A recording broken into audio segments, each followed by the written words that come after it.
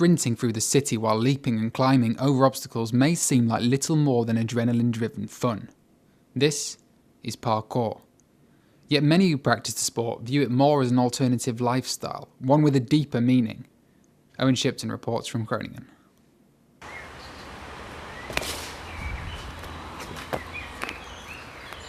There's a philosophy behind parkour, and many people really not radically change their lives, but somehow change their lives when they start parkour. It's really a lot deeper than one could imagine it.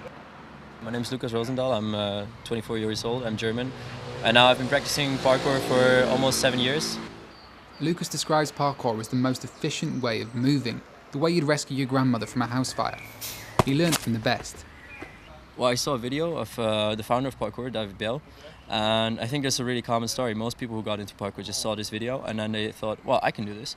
He does a lot of jumps and stuff that just seems really natural. He just jumps from, for example, from a fence to a wall, and it doesn't really look like something that no one could do. It's just, in a way, unspectacular, but really spectacular at the same time.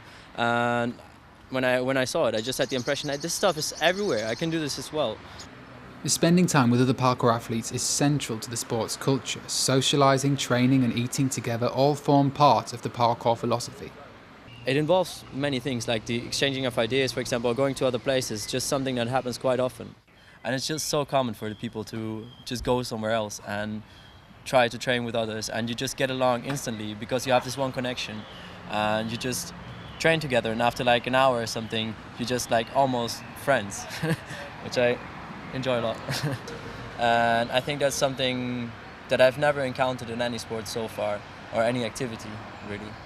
But some outsiders aren't so happy about the group's training.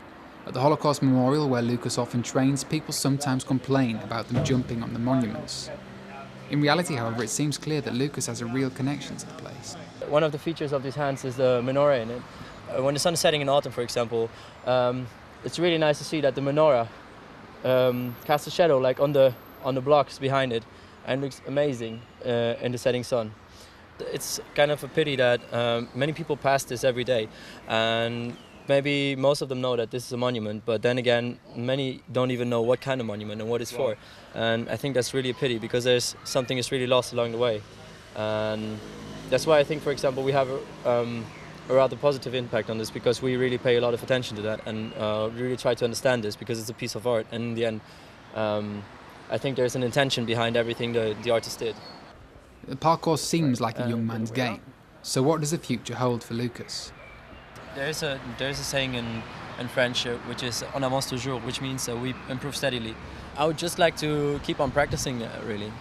And my plan is until the end of my life, one way or another. It doesn't really have to be the same way right now. I mean, even if I just do small things, I would really be happy about that. Just have it until the end of my life, more or less.